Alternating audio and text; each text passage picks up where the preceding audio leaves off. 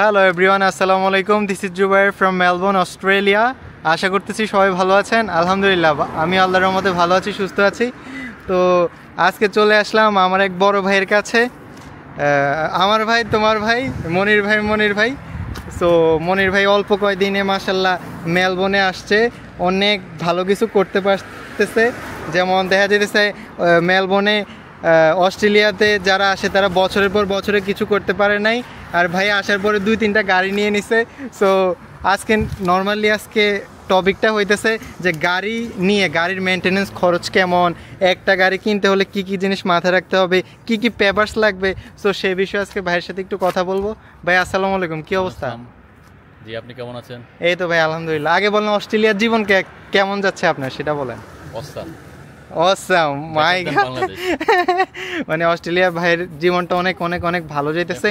হ্যাঁ, সো ভাই প্রথমত আজকের বিষয়টা হইতেছে অনলি মানে গাড়ি নিয়ে আজকে মানে বিষয়ের টপিকটা হইতেছে অনলি গাড়ি নিয়ে। সো একজন মানুষ যদি অস্ট্রেলিয়া এসে গাড়ি কিনতে হয় তার বাজেট কেমন রাখা উচিত আপনার মতে, যারা নতুন আসবে? এটা আসলে ডিপেন্ড করে সে আসলে কোন পারপাস ইউজ করবে। সে যদি লাইক জবের ক্ষেত্রে ইউজ করে সে এক ধরনের বাজেটের গাড়ি কিনবে, আর সে যদি লাইক উবার ইউজ করতে চায় সেক্ষেত্রে একটু লো বাজেটের গাড়ি কিনবে, লাইক কম সিসির গাড়ি কিনবে, লাইক 1000 সিসি 800 সিসির গাড়ি কিনবে।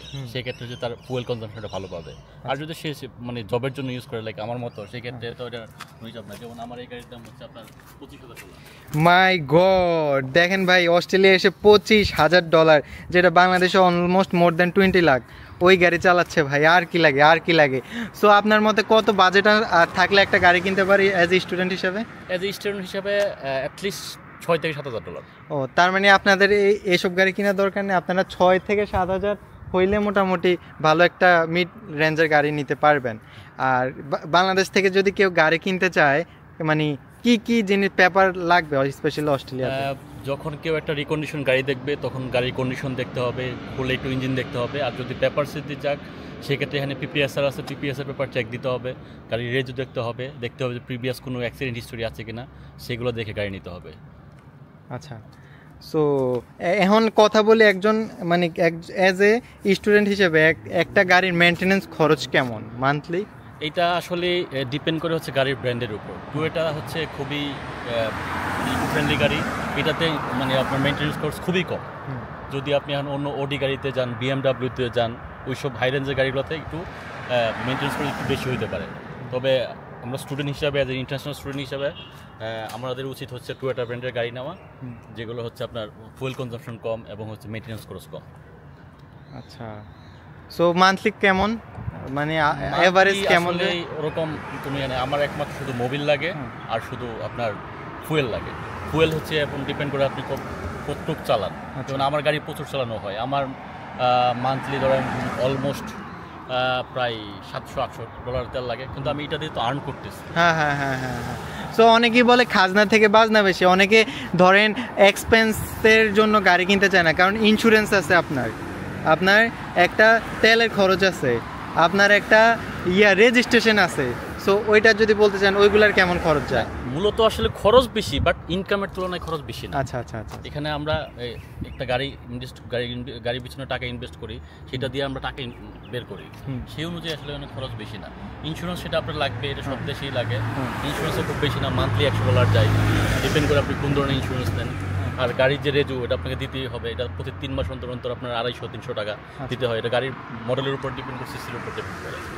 এখন যদি বলে গাড়ি থাকার সুবিধাটা কি? যদি গাড়ি থাকার অনেক সুবিধা। আমি একটা কথা প্রায়ই মানুষকে বলি যে অস্ট্রেলিয়াতে আপনার গাড়ি নাই মানে হচ্ছে আপনার 2টা পা নাই। আপনার গাড়ি আছে মানে আপনার কাছে শত এখানে অপশন আছে, জবের অপশন বলেন, যে কোনো অপশন।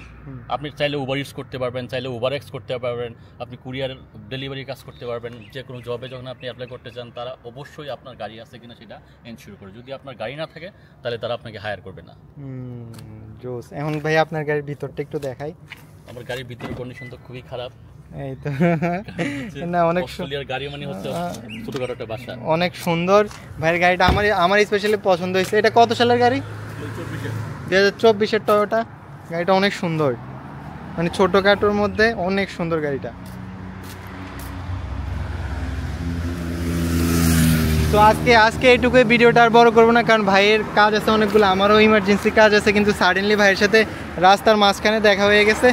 তো কিছু কথাবার্তা বললাম আর কি। আর যারা মোটামুটি গাড়ি কেনার প্ল্যানে আছেন, সো কিনতে পারেন, কারণ গাড়ি কিনলে এখানে লস নাই, একটার পর একটা লাভই আছে। ভাইয়ের একটা না, ভাইয়ের 2-3টা গাড়ি। সো দেখা হচ্ছে পরে কোনো ভিডিওতে। আর কারো কোনো প্রশ্ন জানা থাকলে নিচে কমেন্ট বক্স আছে, অবশ্যই কমেন্ট করে জানাবেন। সে পর্যন্ত ভালো থাকবেন, সুস্থ থাকবেন, আমাদের জন্য দোয়া করবেন। টেক কেয়ার, আসসালামু আলাইকুম। আসসালামু আলাইকুম।